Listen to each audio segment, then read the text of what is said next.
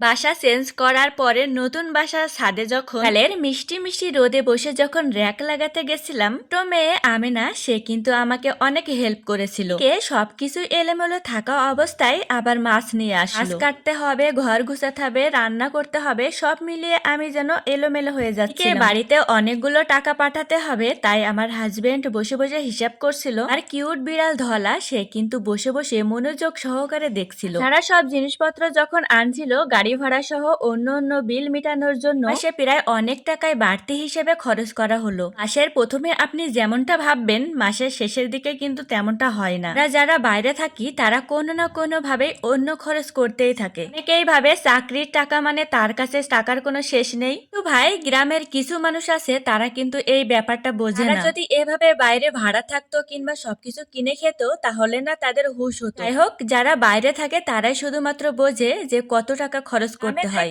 2 দিন বাজার না করলেও চলে যায়, কিন্তু শহরে আপনাকে কেউ দেখতে আসবে না।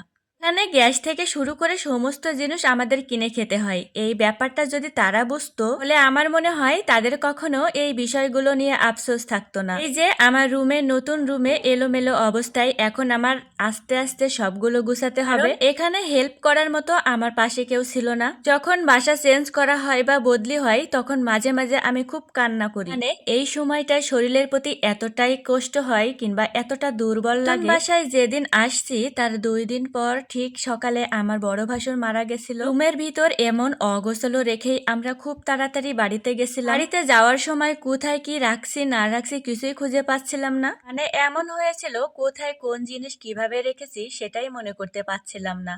কোন রকম সকালবেলাতে আমরা দৌড় দিয়ে বাড়িতে পৌঁছে গেলাম। 1 সপ্তাহ পরে এসে আবার নতুন করে নতুন রুমে সবকিছু গুছাতে লাগলাম। এখন আপনাদের প্রশ্ন থাকতে পারে আমি আমার ধলাকে কোথায় রেখে গেছিলাম, নাকি ধলাকে আমাদের সাথে গ্রামে নিয়ে যাই। সকালবেলা যখন বাড়িতে যাচ্ছিলাম তখন ধলাকে আগের বাসায় আমার পাশের ফ্ল্যাটে একজন ছিল, তার কাছে প্রায় সময় রেখে যেতাম। আমরা যখন গ্রামে বা কোথাও ঘুরতে যাই তখন সে আমার ধলাকে খুব কেয়ার করে। যখন থাকি না ধলা তার কাছে প্রায় সময় থাকে। আমি থাকলে সে কারোর কাছে যায় না ঠিকই, কিন্তু আমি যখন থাকি না তখন সে খুব কান্না করে এদিক সেদিক ছুটে যায় আর আমার পাশের বাসার তার কাছেই থেকে যায়। নতুন বাসায় আমিনা ধলাকে দেখে তার সাথে খেলা করছিল, এমনকি সে অনেক হাসাহাসি করছিল যখন সে তাকে পানি খাওয়াতেছিল। নতুন বাসার ছাদে এই গাছগুলো দেখে আমি একটু অবাক হয়েছিলাম। প্রায় 1 বছর হলো এই কাঁচা মরিচগুলো যে লাগিয়েছে তার নাকি কখনো মরিচ কেনা লাগে না। 4টা গাছে সে অনেক মরিচ পায়। টমেটো আর আদা গাছ ছিল।